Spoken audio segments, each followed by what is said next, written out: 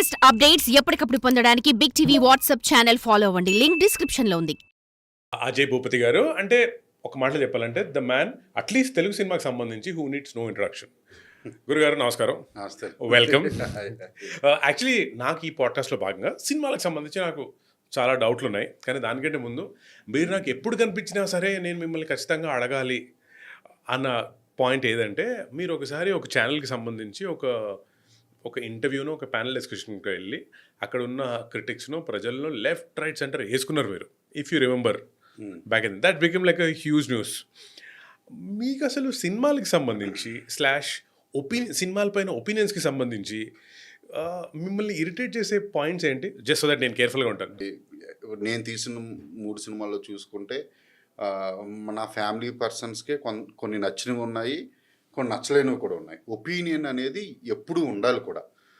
నేను కూడా ఇది వరకు రివ్యూసే చదివేవాడిని. అంటే నేను టీనేజ్లో ఉన్నప్పుడు లైబ్రరీలో, మా ఊర్లో లైబ్రరీలో ఫస్ట్ సితారా బుక్ వస్తే అది అలా వీక్లీ వన్స్ వస్తే అది చాలా ఎలా చూసేవాళ్ళు ఉండదు. ఎప్పుడెప్పుడు వస్తుందా అంటే అన్నీ మూవీ న్యూస్లే ఉండేవి అందులో. అవన్నీ చూసి ఫస్ట్ నేను సినిమాలు అయినా రిలీజ్ అయితే రివ్యూల దగ్గరికి వెళ్ళేవాడిని. సో రివ్యూ ఒపీనియన్ అనేది ఎప్పటి నుంచో ఉంది.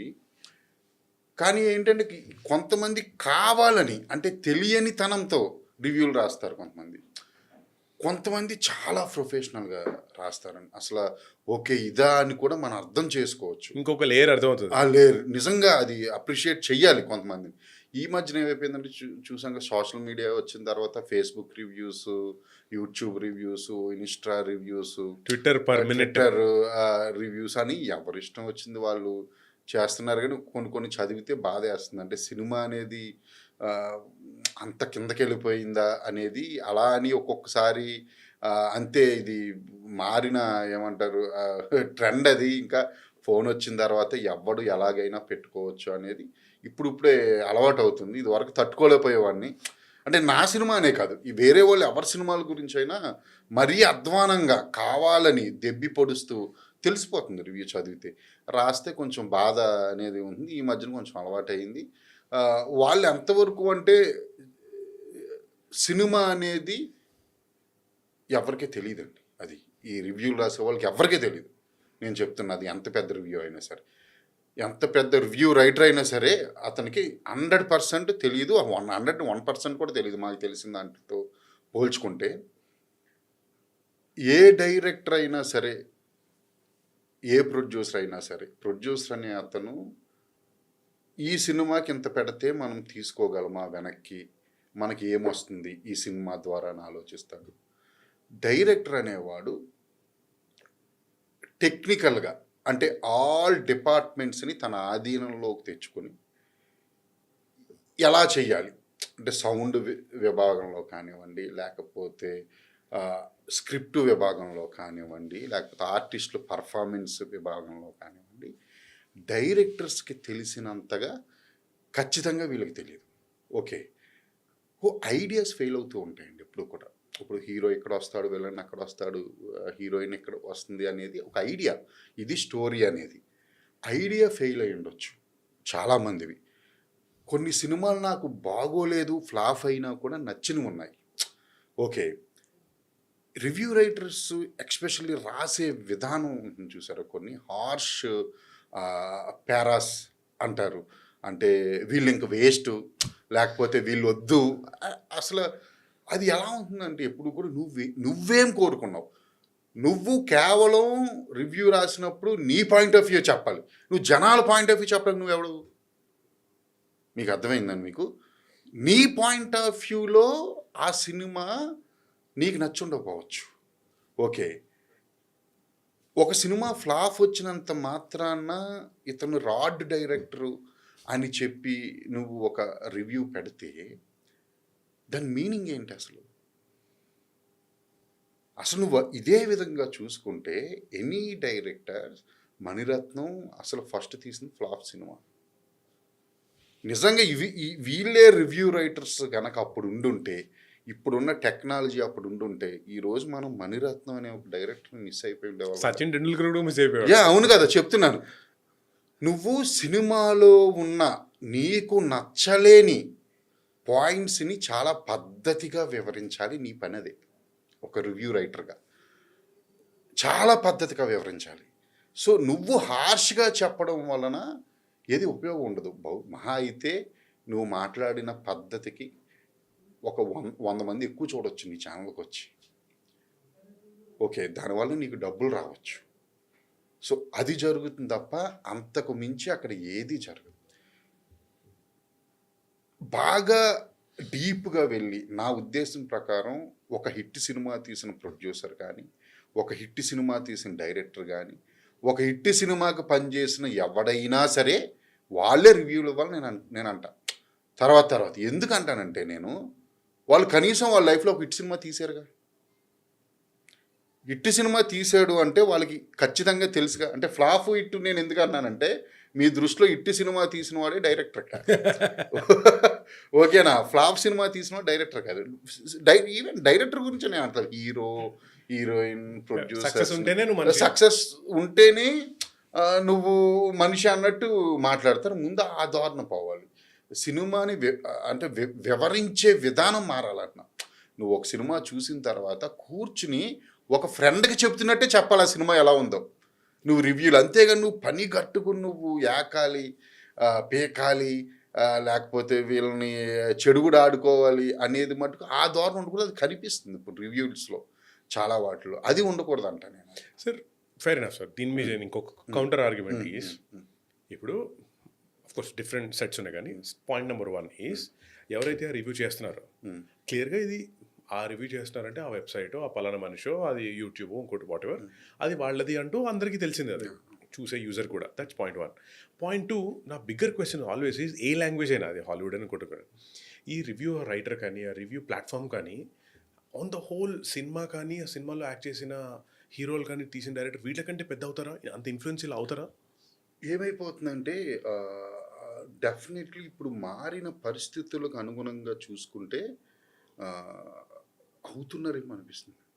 బట్ అది ఎందుకంటే రీసెంట్గా వచ్చిన ఒక ఫిల్మ్ ఆడకపోతే రే వీళ్ళని ఫలానా వాడు ఎలా ఎక్కుతాడో వాడు రివ్యూ అంటే ఆడియన్స్ ఇప్పుడు జనాల మైండ్ సెట్ ఎలా అవుతుందంటే పక్కవాడిని తగ్గించడం అనేది ఉంది చూసారా.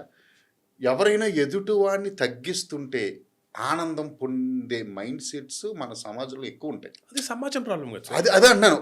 వీళ్ళకి కావాల్సిన సమాజమే, వీళ్ళకి కావాల్సింది వ్యూస్ ఎవరివి. అవును స్వామి, నేను that's my question. See for example say ఒక ఏ అనే ఒక సినిమా ఉంది సార్, బి అనే ఒక రివ్యూ ఉంది సార్. ఓకే, సినిమా అనేది ఇంత పెద్ద మీడియం, ఇంత పెద్ద డబ్బు, ఇంత పెద్ద ఫేసెస్, నేమ్స్ లాంటివన్నీ అటాచ్ అయి ఉంటాయి కాబట్టి at any given point of time ఆ ఏ అనే సినిమాకి ఎక్కువ వ్యూస్ ఉండాలి కదా. ఈ బి అనే రివ్యూను ఇంకొకటి చాలా మినిస్కుల్ గా దాని ముందు హిమాలయ పర్వతం అయితే ఇది ఒక చిన్న రవ్వంతా చిన్నది. మరి how can this influence film అంటున్నాను నేను అనేది. మీకు ఒకడు ఏమీ చేయలేడు ఒక సినిమాని. ఓకే, ఒకడు లాంటి వాళ్ళు ఒక 10 మంది కలిస్తే చేయగలరు అంటున్నాను. కలిస్తే కూడా చేయగలుగుతారా? డెఫినెట్లీ చేయగలుగుతారు. ఇప్పుడు ఎందుకంటే అంత ఇన్ఫ్లుయెన్స్ అయిపోయి ఉంది సమాజం వాళ్ళ మీద. అంటే మీకు ఎలా చెప్పాలంటే చెప్తున్నాను. ఇప్పుడు మీకు సపోజ్ ఇప్పుడు మీరు సారీ మంగళవారం లేదు, ఇప్పుడు డైరెక్టర్స్లో మీకు రాజమౌళి గారు ఉన్నారు, టాప్ డైరెక్టర్, తర్వాత డైరెక్టర్ ఉన్నారు, తర్వాత మనం కేటగిరీలో ఉన్నాం చూసారా. అలాగే రివ్యూవర్స్లో కూడా అంతటి ఏమంటారు ఆడియన్స్ చూసే రివ్యూవర్స్ కూడా ఉన్నారు. రాజమౌళి లాంటి అంత ఫేమస్ అయిన రివ్యూలు ఇచ్చేవాళ్ళు ఉన్నారు. అంటే ఆడియన్స్ ప్రకారం వీడు రివ్యూ ఇస్తే కరెక్టరా అనేది. ఇప్పుడు మీకు ఆ కేటగిరీలు చూసుకుంటే రివ్యూవర్స్లో కూడా మీకు బాలీవుడ్ కానీ, లేకపోతే చెన్నై తమిళ్లో కానీ, మలయాళంలో కానీ, ఎక్కడ కానీ వీళ్ళందరూ ఎంతటి ప్రభావం చూపించగల రివ్యూ రైటర్స్ అయితే ఉన్నారు కొంతమంది. డెఫినెట్లీ అది లేరు అనేది మటుకు అబద్ధం. అసలు అలా అని వాళ్ళ వల్లే సినిమా వాళ్ళు ఇవ్వడం వల్లే ఆడుతుంది అనేది మటుకు బూతు. అదైతే అసలు ఇంపాసిబుల్. కానీ ఎంతో కొంత ప్రభావం అయితే చూపిస్తున్నారు నాకు.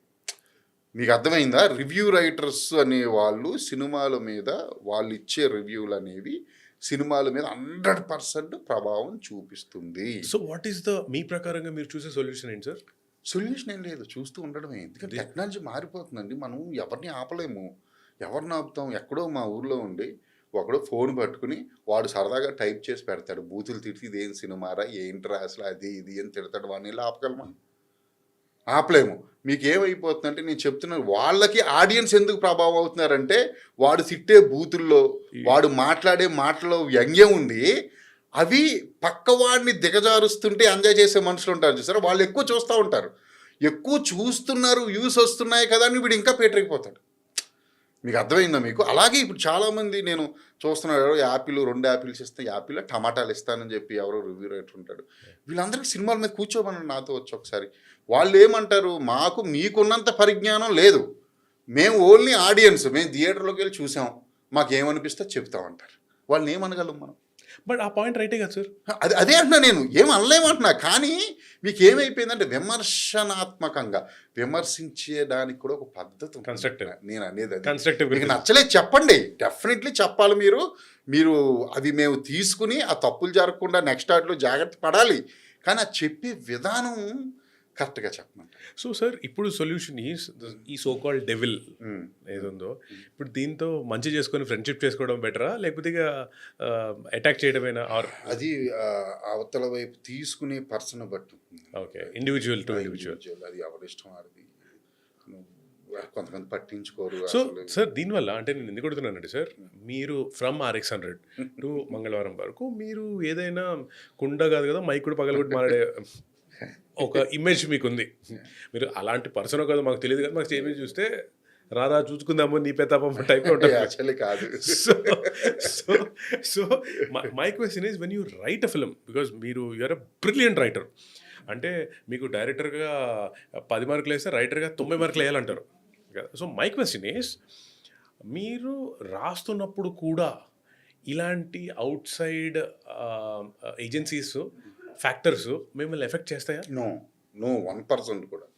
అసలు ఇవన్నీ మైండ్లో పెట్టుకుంటే అసలు స్టోరీ రాయలేం. నేను మంగళవారం అనే స్టోరీ తీయగలను చెప్పండి. సెక్స్కి అడిక్ట్ అయిపోయిన ఒక అమ్మాయి స్టోరీ రాశాను నేను, నింఫోమానియా స్టోరీ. మీకు ముందు చెప్తే షాక్ అయి పారిపోతారు. అసలు ఏంటంటే నేను ఎలా తీస్తాను, నా విజన్ అనేది తెలియదు ఎవరికి. అది వీళ్ళకి ఎవరికి ఉండదు అంటున్నాను, అది నా విజన్. నేను మేకింగ్ ఆఫ్ ద మంగళవారం నేను చెప్తున్నాను, ఇండియాలోనే ఫస్ట్ టైం ట్రై చేశాను. నేను ఇంటర్వ్యూలో అవి చెప్పినప్పుడు చెప్తుంటే వీడు కూడా అందరిలాగే సొల్లు చెప్తున్నాడు అనేది అందరికీ ఉంటుంది. కానీ నేను ఏం తీస్తున్నాను అనేది నాకు తెలుసు. స్టోరీ టెల్లింగ్ అంటారు చూడండి. ఇప్పుడు ఒక్కొక్క డైరెక్టర్ ఒక్కొక్కలా తన స్టోరీని చెప్తాడు. ఇప్పుడు మీరు డైరెక్ట్ చేస్తే ఏదైనా మూవీ, మీరు తీసిన స్టోరీ సేమ్ నన్ను తీయమంటే నేను వేరే విధంగా తీస్తా. ఓకే, అది ఏ డైరెక్టర్కి ఎవరు సెపరేట్గా ఒక్కొక్క డైరెక్టర్కి ఒక్కొక్కలా విజన్ ఉంటుంది, తన విజన్ అది. నేను మంగళవారం లాంటి స్టోరీ రాసుకునేటప్పుడు నేను బయట ప్రపంచాన్ని మైండ్లో పెట్టుకుంటే నేను అక్కడ ఫెయిల్ అయిపోతాను. నేను అది మంగళవారమే కాదు, RX100 కాదు, అసలు నేను ఏ స్టోరీ రాయలేనప్పుడు. సమాజం ఏమనుకుంటుంది, సమాజం గురించి ఆలోచించకూడదు. ఇప్పుడు సమాజం అనేది మనం అనుకున్నట్టు రియాక్ట్ అవుతుందా అసలు, లేకపోతే మనం అనుకున్న దానికి ఆపోజిట్ రియాక్ట్ అవుతుందా అనేది ముందు మనకు తెలియదు. నేను RX100 హీరోయిన్ని విలన్ చేశా అంటే ఇంతకుముందు లేవా అంటే ఉండొచ్చు, నేను చూపించినంత ఇంపాక్ట్ అనేది ఎవరు చూపించలేదు. దాని తర్వాత మీకు తెలుసు ఇండస్ట్రీలో చాలా సినిమాలు హీరోయిన్లు విలన్ చేసి వచ్చింది. RX100 బేస్ అని నేను అన్న, కానీ మూలం అనేది ఖచ్చితంగా నేను చెప్తాను. అంటే ధైర్యం చేస్తారు చూసారు, ట్రెండ్ మారింది. అది అయితే పక్కా RX100 అని చెప్తాను. ఆ ట్రెండ్ని తీసుకొచ్చింది నేనే. ఎందుకంటే ఆ రోజు నేను హీరోయిన్ విలన్ అనగానే నన్ను తిట్టిన వాళ్ళు ఉన్నారు, వద్దు అబ్బాయి అని చెప్పిన ప్రొడ్యూసర్స్ ఉన్నారు, హీరోలు ఉన్నారు. అంటే వాళ్ళకి విజన్ తెలియదని కాదు, వాళ్ళ మైండ్ సెట్కి నచ్చలేదు ఆ టైంకి.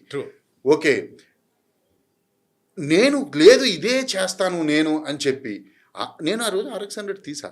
RX100 ఎంత కల్ట్ అంటే ఇండియా వైడ్గా కల్ట్ అయింది. ఆల్ లాంగ్వేజెస్లో నేను రీమేక్ రైట్స్ ఇచ్చుకున్నాం, చాలా అన్నింటిలో వచ్చింది. ఎందుకు మరి ఆడియన్స్ యాక్సెప్ట్ చేశారుగా. అంటే మనం చెప్పే విధానాన్ని బట్టి ఉంటుందండి ఏదైనా సరే. మంగళవారం కూడా అదే, నేను ఈ స్టోరీలు రాసుకున్నప్పుడు అసలు బయట ప్రపంచం గురించి ఆలోచించను, నాకు నచ్చాలి ఫస్ట్, నా మైండ్ సెట్కి నచ్చాలి అనే ఒకటి ఉంటుందండి అంతే. నేను అసలు బయట దాని గురించి ఆలోచన. నాకు మీరు RX100 అన్నప్పుడల్లా నాకు ఎంటైర్ సినిమా అన్నిటికంటే నాకు బాగా గుర్తొచ్చే విషయం వాజ్, హిట్ అయిన సెలబ్రేషన్లో భాగంగా సంధ్య థియేటర్లో కన్నా రామగోపాల్ వర్మ గారు దేవి he was part of that celebration. అంటే ఆయన తెగ ఎంజాయ్ చేశారు కదా. ఆయన సినిమాకి ఎంజాయ్ చేశారో తెలియదు, కానీ మీ సినిమాకి అంత ఎంజాయ్ చేశారు కదా. ఈ ఈ ఈ Varma are what is this relationship sir? Sir నేను ఆయన దగ్గర వర్క్ చేశాను సార్. Yes. నేను మీరు వీరప్పన్ సినిమా నుంచి కదా? నేను చీఫ్ ఎడి దానికి వీరప్పన్కి. నేను సినిమా ఇండస్ట్రీకి రాకముందు నుంచి నేను రామ్ గోపాల్ వర్మ గారికి పెద్ద ఫ్యాన్ అండి. ఎంత ఫ్యాన్ అంటే డైరెక్టర్గా నేను టీనేజ్లో డైరెక్టర్ అవ్వాలి అనే థాట్ నాకు వచ్చి సినిమాలు చూడడం మొదలుపెట్టినప్పుడు, అంటే ఇప్పుడు 15 ఇయర్స్ వరకు కూడా నేను ఓన్గా థియేటర్కి వెళ్ళే అంత కెపాసిటీ ఉండదు కదా ఊళ్ళో, ఎక్కడో పల్లెటూర్లు. సినిమాల గురించి, మూవీస్ గురించి నాలెడ్జ్ నాకు మైండ్లో పెరుగుతూ నేను మూవీస్ చూడడం స్టార్ట్ చేసిన తర్వాత నన్ను ఎక్కువ ప్రభావితం చేసిన సినిమా సత్య. సత్య కూడా నేను టీవీలో చూశాను, నేనేమి థియేటర్లో చూడలే. అప్పటికి 10 ఇయర్స్ ఓన్లీ నాకు సత్య రిలీజ్ అయ్యే టైంకి 11 ఇయర్స్ ఏమో మహా అయితే. ఎదిగే కొలిది నేను నా మైండ్ సెట్ సినిమాలకి మారుతున్న టైంలో నేను సో మెనీ మూవీస్ చూశాను, అందులో ఎక్కువ ప్రభావితం చేసింది సత్య. సో సత్య చూసిన తర్వాత డెఫినెట్లీ ఈయన ఎవడు అప్పుడు తెలిసింది నాకు రామ్ గోపాల్ వర్మ అంట.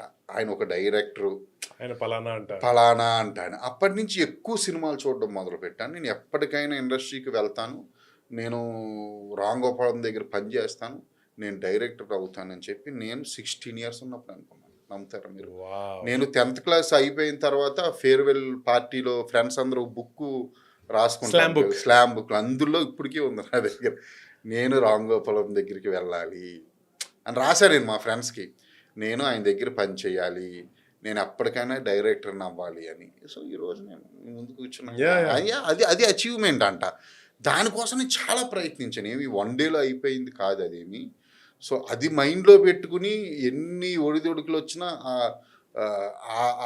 యారో చూసారు ఏదో గోల్ అనేది ఫైనల్ అక్కడే ఉండాలి అని నేను ఫైనల్గా 2-3 మూవీ చేశాను ముందు. ఫైనల్గా రామ్ గోపాల్ దగ్గర అవకాశం వచ్చింది, ఆయన దగ్గర.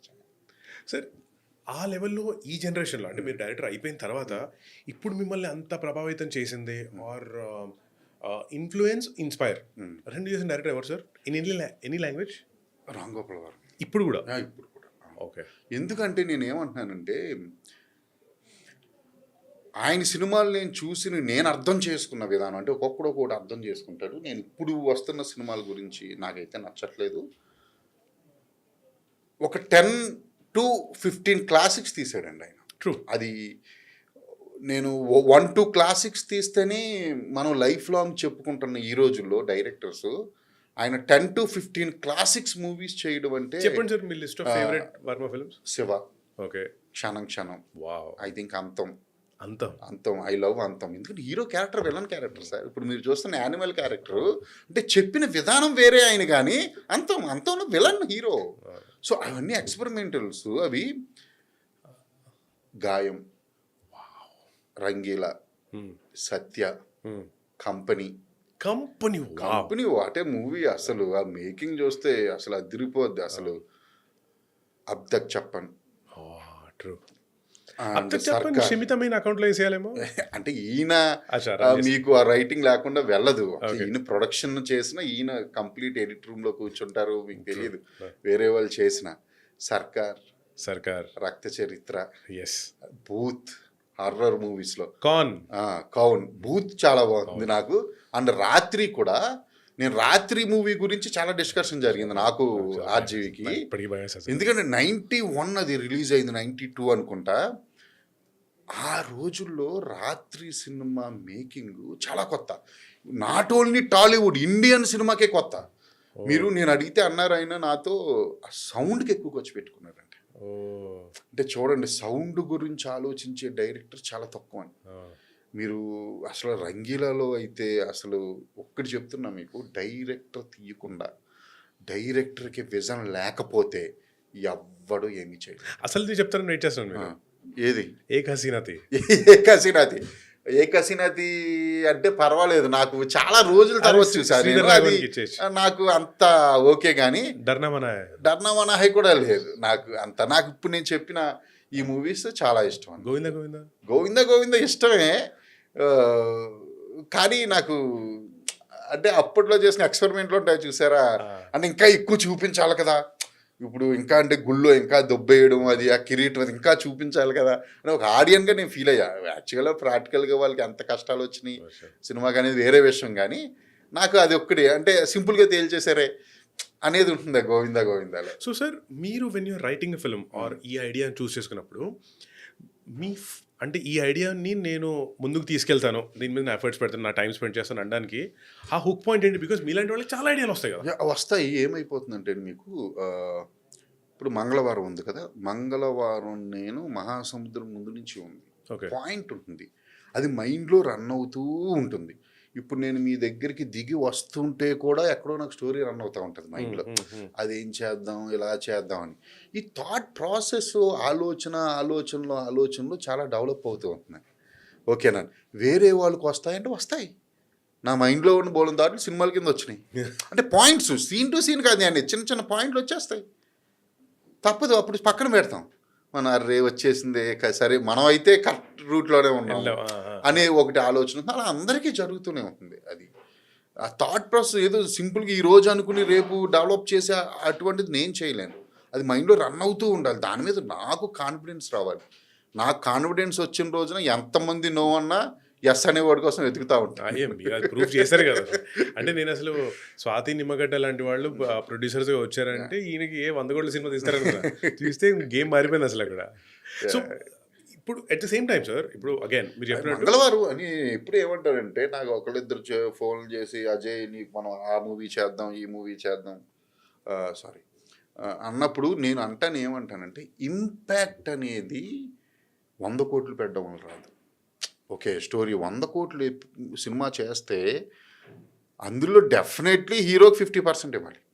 ఓకే, మన మేకింగ్ ఏంటి, మన స్టోరీ ఏంటి, స్టోరీ మీద పెట్టగలిగిన మూవీస్ మోర్ ఎఫెక్టివ్గా ఉంటాయి అన్నాను.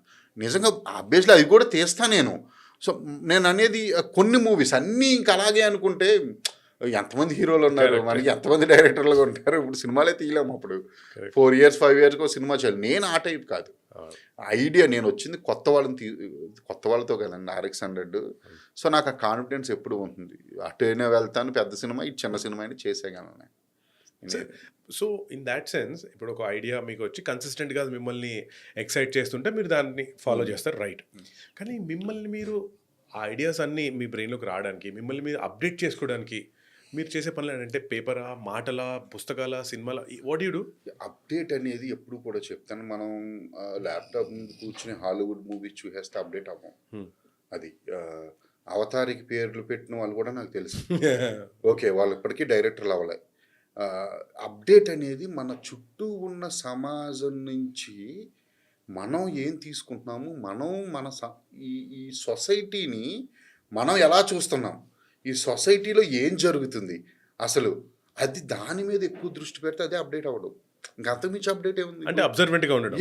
ప్రతిదీ అబ్జర్వేషన్ చేయాలి, లేకపోతే నా సినిమాలో ఉన్న క్యారెక్టరైజేషన్స్ ఎవరి దాంట్లో ఉండవు. నేను అన్ని క్యారెక్టరైజేషన్లు రాస్తాను. నేను RX100లో డాడీ క్యారెక్టర్ రాసిన డిఫరెంట్గా, అజయ్ ఘోష్ది రాసిన, అజయ్ ఘోష్ ఇక్కడేమో కాశీరాజ్ అని రాసిన 50 రూపాయల ఫిగరు 100 రూపాయలు, ఇవన్నీ నేను చూసినవే అంటున్నా. మహాసముద్రంలో చుంచుమామ అని చెప్పి నాకు రంభ అంటే ఇష్టం, రంభ అని అంటే అటువంటి వాళ్ళు ఉంటారంటున్నా. నేను ఇదే అబ్జర్వ్ చేయడం అన్న, సొసైటీని అబ్జర్వ్ చేయాలి, ఏం జరుగుతుంది. ఇప్పుడు ఎలా అబ్జర్వ్ చేస్తారు అంటే న్యూస్ పేపర్ అంటారా, యూట్యూబ్ అంటే నేను ఎక్కువ అదే నా అదృష్టం ఏంటంటే నేను ఎక్కువగా తిరుగుతానండి. తిరగడం అంటే విలేజ్లో కూడా నెంబర్ ఆఫ్ క్యారెక్టరైజేషన్స్ ఉన్న పర్సన్స్ని, ఎదురైన ప్రతి వ్యక్తిని నేను అబ్జర్వ్ చేస్తా. అసలు ఏంటి ఇతను ఏంటి అసలు ఏం మాట్లాడుతున్నాడు అని కూడా నేను చూస్తూ ఉంటాను. దాన్ని నేను సినిమాల్లో పెట్టడానికి నేను ప్రయత్నిస్తాను. So all the time me brain లో ఇది సినిమాలో పెట్టచ్చా, ఇది వేస్ట్, రన్ అవుతుంది. నాకు ఒక్కొక్కసారి మీరు నంబర్, నేను కొత్త కారు కొనుక్కుని వెనకాల గుద్దేశారు 2వ రోజు, అది కూడా ఏంటి పార్క్ చేస్తుంటే నేను ముందున్నాను కాదు, ఆ మైండ్ అలా రన్ అవుతూ ఉంటుంది. బ్రేక్ మీద కాల్ అయిపోయి మళ్ళీ యాక్సిలేటర్ మీద వేసి తొక్కా. అది లేకపోతే డైరెక్టర్గా థింకింగ్ ప్రాసెస్ లేకపోతే చాలా కష్టం. నేను అసిస్టెంట్ డైరెక్టర్గా ఉన్నప్పుడు వెరీ బిజియెస్ట్ అసిస్టెంట్ డైరెక్టర్. నన్ను అసలు ఎన్ని అవకాశాలంటే, ప్రభాస్ గారి మూవీ కూడా వచ్చింది నాకు ఒకసారి అసిస్టెంట్గా అసోసియేట్గా చెప్పి, నేను చేసేవాడిని కాదు, ఖాళీగా ఉండేవాడిని. సినిమా తర్వాత సినిమా అంటే బాతా కానీలు, కలవడాలు, సినిమా ఏం జరుగుతుందని తెలుసుకోవడాలు, మాట్లాడుకోవడాలు కూర్చుని దాంట్లో ఎక్కువ తెలుసుకున్నా. నేను నిజంగా ఒక సినిమా వర్క్ చేసినా నాకు అంత తెలియదు. సో నేను అది దాని మీద ఎక్కువ పెట్టేవాడిని నేను. చాలా ఖాళీగా ఉండి. సార్ అంటే ఇది ఎందుకు రిలేటబుల్గా ఉందంటే సార్, నన్ను ఎవరైనా నువ్వు ఏం చేస్తావంటే బాగా టైం ఉంటే ఏం చేస్తుంటే సొల్లేస్తానంటున్నారు. అది ఆనందం కూడా ఉండదు. అవును. ఎందుకంటే చూడండి, ప్రతి మనిషిలో ఒకటి తెలుసుకోవడానికి ఉంటుందండి. మనం అది తెలుసుకునే వాడిని బట్టి ఉంటుంది. ఓకే, ఎంత తవ్వుకుంటావు తవ్వుకుంటాం అనేది ఉంటుంది. చెడ్డోడు మంచోడు అనేది ఎవరికి డిసైడ్ చేసుకోవాలి. ఇప్పుడు మన నాన్న మనకు మంచోడు, పక్కోడికి చెడ్డోడు. ఎందుకంటే ఫైనల్గా మన నాన్న ఏంటి, మంచోడా చెడ్డోడా అంటే మన పాయింట్ ఆఫ్ వ్యూలో మంచోడు, అవతలోడు పాయింట్ ఆఫ్ వ్యూలో చెడ్డోడు. అందుకని ఇఫ్ యూ సీ ఆల్ మడరథం ఫిల్మ్స్ లో ఉన్న హీరోలు అందరూ అందుకే అంటారు నల్లవనా కట్టవనా క్వశ్చన్ మార్క్ వదిలేస్తాడు కదా. అండ్ సార్ అగైన్ ఇంకో క్యూరియాసిటీ క్వశ్చన్. ఇప్పుడు మీరు అప్డేట్ చేస్తుంటారు ఇది అంటున్నారు, అసలు ఈ పుస్తకాలు చదవటం ఆర్ సే నెట్ఫ్లిక్స్ లాంటి సినిమాలు చూడటం, do you enjoy doing that? పుస్తకాలు నేను చాలా ఎంజాయ్ చేస్తాను, కానీ చాలా తక్కువ చదివాను. చదివిన వాటిలో మీకు బాగా నచ్చింది? నేను చెప్తున్నది, నాకు నచ్చితే ఒక్కసారి కదా 5 సార్లు చదువుతాం. నేను అలా విజయానికి ఆరోమెట్ అని చెప్పి అన్నబూరి వీరేంద్రనాథ్ గారి బుక్, అది నన్ను నా లైఫ్ని ఆలోచన పరిధిని పెంచిన బుక్ అండి అది. అంటే విజయానికి ఆరోమెట్ అంటే నువ్వు ఎలా సక్సెస్ అయిపోవాలని ఉండదు. అలా అందులో సక్సెస్ అయిన వాళ్ళ స్టోరీలు ఉంటాయి, వాళ్ళ మైండ్ సెట్స్ ఉంటాయి, ఏ పరిస్థితుల్లో నువ్వు ఎలా ఉండాలి అనేది ఉంటుంది. ఆ బుక్ నేను చదివినప్పుడు నువ్వు చెప్తున్నాను కదా, అది వన్ ఆఫ్ ద బెస్ట్ అనమాట. నేను ట్రయల్స్లో ఉన్నప్పుడు ఆ బుక్ చదివాను. సో నాకు ఎంత కాన్ఫిడెన్స్ ఇచ్చిందంటే ఆ బుక్, మీరు నమ్మరు. కిల్లింగ్ వీరప్పన్ చేస్తూ నేను కిల్లింగ్ వీరప్పన్ ఒక క్యారెక్టర్లు చేయడానికి కొంతమంది కర్ణాటకలో బెంగళూరులో చేస్తున్నాం షూటు, కొంతమంది వచ్చారు వీరప్పన్ బ్యాచ్లో ఉండే జనాల్లో. అందులో ఒక నేను చీఫ్ ఎడి దానికి కిల్లింగ్ వీరప్పన్కి. సో నాకు బాగా అన్నయ్య అంటే ఒకటి చుట్టూ తిరుగుతూ ఉండేవాడు. రే రారా అని చెప్పి రోజు షార్ట్ లోపల ఆర్జీవి షూట్ చేసుకుంటే బయట కూర్చుని అతనికి RX-100 స్టోరీ చెప్తే అతను నచ్చేసింది. అతను ఎగ్జైట్ అయ్యాడు స్టోరీ విని. అతను ఎగ్జైట్ అయిన విధానం చూసి నేను నువ్వే హీరో ప్రొడ్యూసర్ని ట్రై చేస్తావు అని సీరియస్గా ప్రొడ్యూసర్ని ట్రై చేశాను. అంటే నేను ఆ బుక్ ఇచ్చిన కాన్ఫిడెన్స్, అంటే ఈ ప్రపంచంలో పనికి రాని వాడంటూ ఉండడం ఉంటుంది ఆ బుక్లో. సో నాకు ఇటువంటివన్నీ నేను కరెక్ట్గా ఆ ఎదిగే టైంలో, అంటే అంటే నేను ఇక డైరెక్టర్ అవ్వాలనుకునే టైంలో ఎక్కువ నన్ను ప్రభావితం చేసిన బుక్ విజయానికి ఆరోమెట్టి యండమూరి వీరేంద్రనాథ్ గారిది. అలాగే సెకండ్ బుక్ వచ్చి నా ఇష్టం ఆర్జీవిది. నా ఇష్టం బుక్ ఒక ఫిలాసఫికల్, అంటే ఏమంటారు, ఒక కరెక్ట్గా మీరు చదివి అర్థం చేసుకుంటే అందులో ఉన్నంత ఫిలాసఫీ ఎందులోనే ఉండదు. నేను ఇప్పుడు దాకా అసలు చదివినట్లు ఆర్జీవి ఫిలాసఫీ అనేది వెరీ స్ట్రాంగ్ ఫిలాసఫీ అండి అది. నేను అందులో డబ్బు అనే ఒక కాలం ఉంటుంది, మీరు చదవండి. అలా మనీ అనే దానికి చలనం లేకపోతే అది చిత్తు కాగితం కింద సమానం అన్నాడు. మనీ అనేది ఎప్పుడు కూడా నా దగ్గర నుంచి నీ దగ్గరికి, నీ దగ్గర నుంచి వేరే వాళ్ళ దగ్గరికి వెళ్ళినప్పుడే దానికి వాల్యూ. నువ్వు ₹1,00,00,000 తీసుకుని నువ్వు బీరువాలో పెట్టు కూర్చున్నావు అనుకో, అది చిత్తు కాగితం కింద లెక్క. సో అని చెప్పాడు. నేను చాలా స్ట్రగుల్ అవుతున్న టైంలో మా ఫాదరు సడన్గా కిడ్నీ ప్రాబ్లం వచ్చి డయాలసిస్, ఏం చేయాలో తెలియదు. కాకినాడ వెళ్ళాను, హాస్పిటల్ బయట ఫలానా నాకు ఇక్కడ నెలకు 5,000 ఉంటే చాలు. అంటే ఇవన్నీ అంటే దరిద్రాలు చెబుతున్నానని కాదు, నేను జస్ట్ నేను ఇప్పుడు చెప్తున్నా మీకు, వినేవాళ్ళు దరిద్రాలు అనుకుంటారు. కాదు, నేనంటే ఒక సిచ్యువేషన్ నుండి, అంటే ఒక భయంకరమైన సిచ్యువేషన్ నుండి ఈజీగా ఎలా బయటపడ్డాను బికాజ్ ఆఫ్ నా ఇష్టం బుక్ అనేది ఇప్పుడు నేను మీకు చెప్పబోతున్నాను. ఇప్పుడు సో 5,000 ఉంటే చాలు, నాకు ట్రయల్స్లో ఉన్నాను అప్పుడు నేను RX-100, నాకు మంత్కి అయిపోతుంది నెమ్మదిగా అనుకున్న టైంలో మా ఫాదర్కి వచ్చిన హెల్త్ ప్రాబ్లం వల్ల మంత్లీ 70,000 కావాల్సి వచ్చింది. ట్రస్ట్ హాస్పిటల్ అని ఉంటుంది కాకినాడలో, అది డాక్టర్ డయాలసిస్ చేయాలి ఇంకా నెక్స్ట్ నుంచి అని చెప్పిన వెంటనే ఏంటి అంటే ఇది పరిస్థితి. ఒక్కసారిగా చుట్టూ చీకటి అయిపోయింది, ఏమీ లేదు. చీకటి అంటే నేను ఇంక అసలు మీకు బయటికి ఎలా వచ్చానో తెలియదు. బయట ఒక సిగరెట్ షాప్ ఉంటే ఐఎమ్ స్మోకర్, నాకు డ్రింక్ అలవాట్లేదు, స్మోక్ చేస్తా. సిగరెట్ వెనకాల సిగరెట్ తాగేస్తాను. ఏంటి వాట్ నెక్స్ట్? వదిలేయడమా, డబ్బు లేక చనిపోవడమా? అంతకన్నా దరిద్రం ఇంకోటి ఉండదు, వదలకూడదు.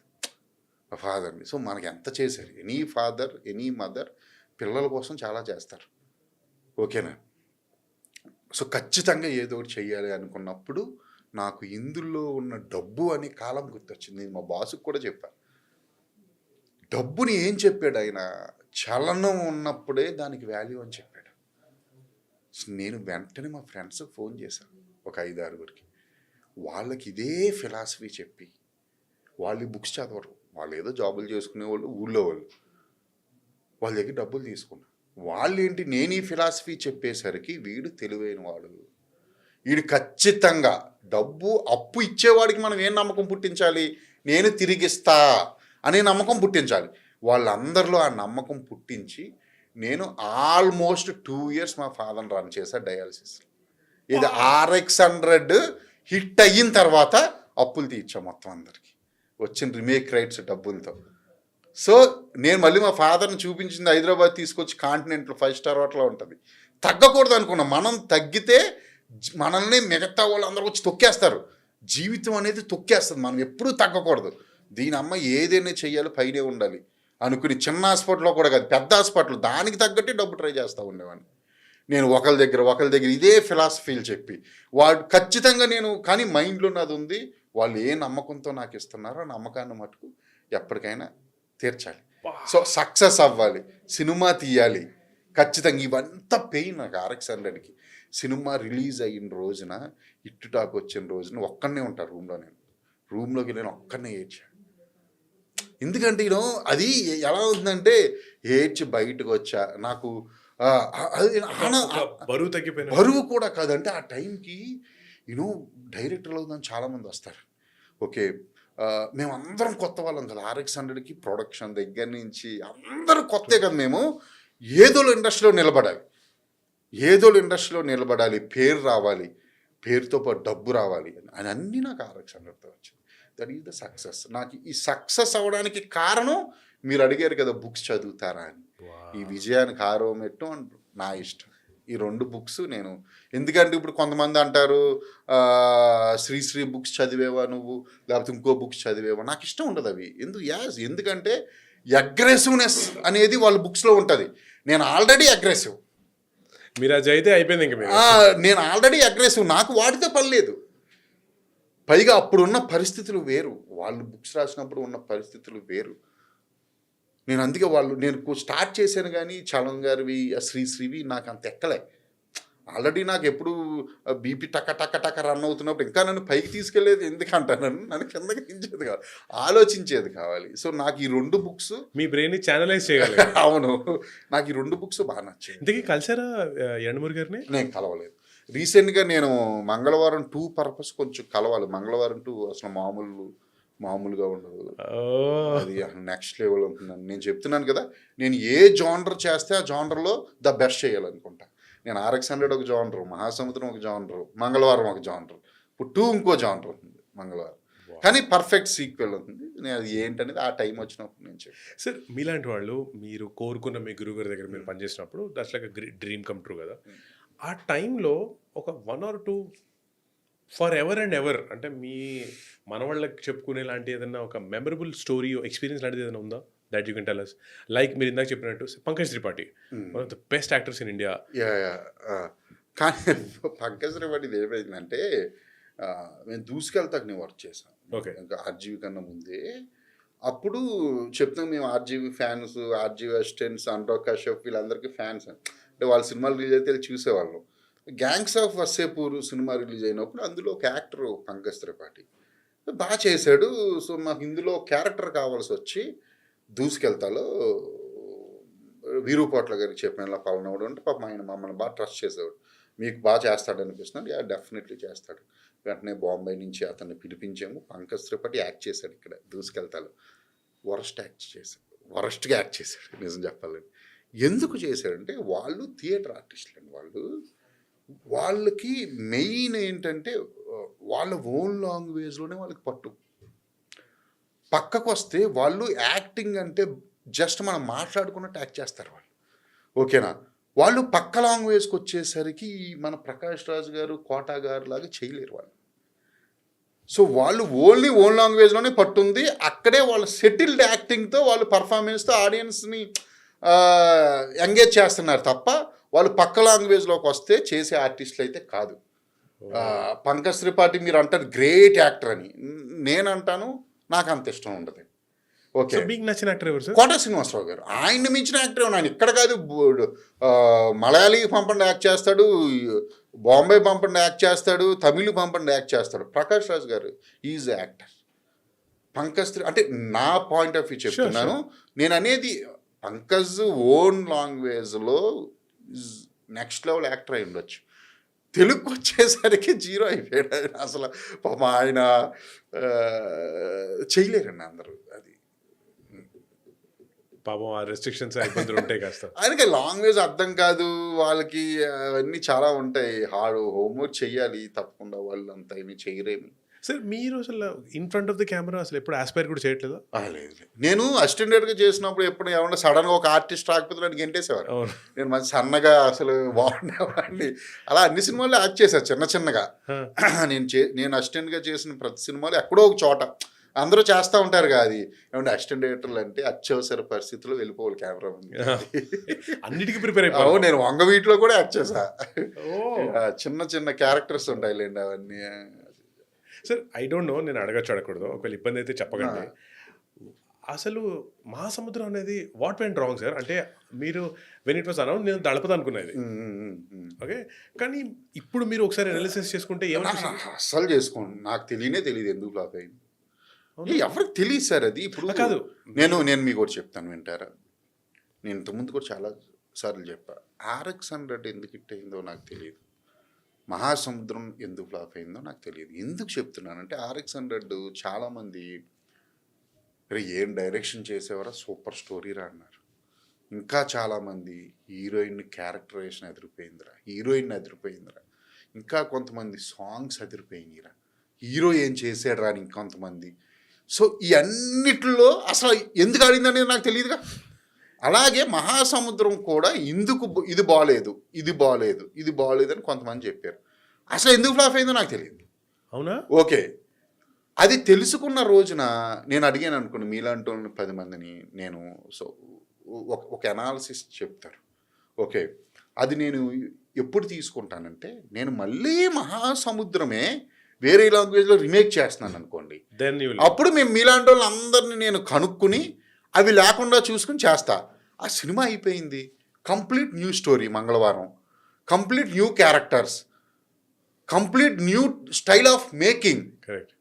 సినిమాకి ఇక్కడ మారిపోతుందండి. ఇక్కడ ఇది బేరీజ్ వేసుకోవడానికి ఉండదు. అందరూ అంటారు తప్పుల్ని తెలుసుకున్నానని, ఏమీ ఉండదు, అదంతా అబద్ధాలు. ఎందుకంటే రైటింగ్ కంప్లీట్ మారిపోతుంది, థాట్ ప్రాసెస్సే మారిపోతుంది కదండి. ఇప్పుడు మంగళవారం అయిపోయిందా, ఇప్పుడు మళ్ళీ నేను వేరే యాక్షన్ థ్రిల్లర్ చేస్తాను, మళ్ళీ దీనికి వేరే సెటప్, అసలు కంప్లీట్ వేరేగా ఆలోచించాలి. ఎప్పుడు నాలాంటి డైరెక్టర్లు అయితే బేరీజ్ వేసుకోరు. ఇప్పుడు సేమ్ రెగ్యులర్ ఒకటే సినిమాలు చేస్తూ ఉంటారు చూస్తారు, వాళ్ళు అయితే కంపల్సరీ బేరీజ్ వేసుకోరు. సార్ మీరు రైటింగ్ అంటున్నారు, యువర్ రైటింగ్ ప్రాసెస్ ఒక టీమా, లేకపోతే మీరు రోజు 9కి స్నానం చేసి ఆఫీస్లో కూర్చొని పెన్ పేపర్? లేదు, నేను ఒక్కనే విపరీతంగా ఆలోచిస్తాను. ఫస్ట్ నేను ఆలోచించుకుని నేను దాన్ని పేపర్ మీద పెట్టుకున్నాక టీంని, ఇంకా టీం అనేవాళ్ళు ఎప్పుడు వస్తారంటే ప్రీ ప్రొడక్షన్ స్టార్ట్ అయినప్పుడు వస్తారు. సో ఈ బ్యాక్గ్రౌండ్ వర్క్ అంతా మీదే? నేను చేసుకుంటాను మొత్తం. ఇప్పుడు ఐడియాస్ దగ్గర నుంచి, స్టోరీల దగ్గర నుంచి. ఎందుకంటే ఎలా వస్తాయి, ఇప్పుడు నా మైండ్ సెట్ ఉంది కాబట్టి నేను ఇన్ఫోమ్యానియాకి చేసాను, వేరే కూడా ఎందుకు చేస్తారు.